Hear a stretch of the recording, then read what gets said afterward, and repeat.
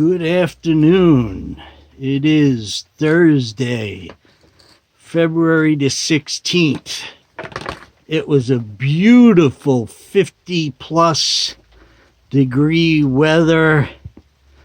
I got on the New York State Thruway using only the throttle for 130 miles, and then I hit the cruise control and the bike went into limp mode. I didn't even stop.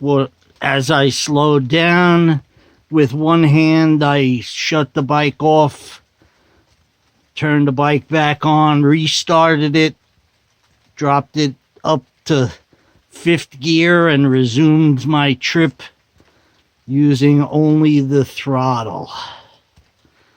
So I went to the dealer. They're saying that there's some kind of issue that they're examining, either changing the control unit and possibly remanufacturing a part of the inner motor that has to do with the cruise control gear shift indicator sensor, something or other.